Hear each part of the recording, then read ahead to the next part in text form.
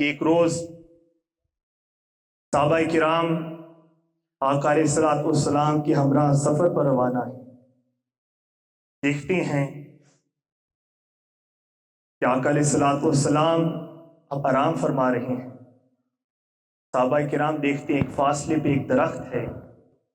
تھوڑی دیر کے بعد وہ درخت اپنی جگہ چھوڑ کے زمین چیرتے ہوئے آقا علیہ الصلوۃ والسلام کی بارگاہ میں آ جاتا ہے اور وہ سایہ فگن ہو جاتا ہے، کہیں آقا علیہ الصلوۃ والسلام پر دھوپ کی تپش نہ پڑ جائے۔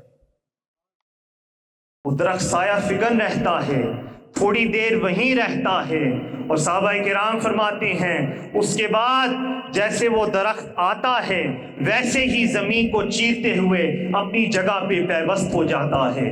صحابہ کرام حضور سے عرض کرتے ہیں جب حضور بیدار ہوتے ہیں کہ یہ ماجرا ہوا ہے۔ حاضرین محترم، آقا علیہ الصلوۃ والسلام آرام فرما رہے ہیں، جب بیدار ہوتے ہیں فرماتے ہیں ہاں مجھے علم ہے، یہ درخت اللہ رب العزت کی بارگاہ میں گیا، میری تعظیم اور تکریم بجا لانے کی اجازت دی۔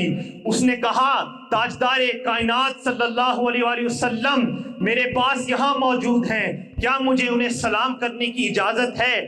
بس خدا نے اس درخت کو اجازت دی تو وہ میرے مصطفیٰ کی بارگاہ میں آ گیا اور سایہ فگن ہو گیا۔ درخت ہو کے بھی آقا علیہ الصلوۃ والسلام کی تعظیم اور تکریم بجا لا رہا ہے۔ اور حاضرین محترم یاد رکھیے، چونکہ اس درخت کو اللہ رب العزت نے اذن عطا کیا، اللہ رب العزت نے اسے اجازت دی، گویا اللہ رب العزت جب اذن عطا فرماتا ہے اور اجازت دیتا ہے پھر اس امر کو بجا لانے کی بھی توفیق عطا فرماتا ہے، اور اس انداز میں توفیق، قوت اور توانائی عطا کرتا ہے۔ گویا چونکہ خدا نے اس درخت کو تعظیم اور تکریم مصطفیٰ کی توفیق دی، گویا اس درخت کو اپنی استطاعت سے بڑھ کے توانائی عطا کی اور وہ زمین کو چیرتے ہوئے میرے مصطفیٰ کی بارگاہ میں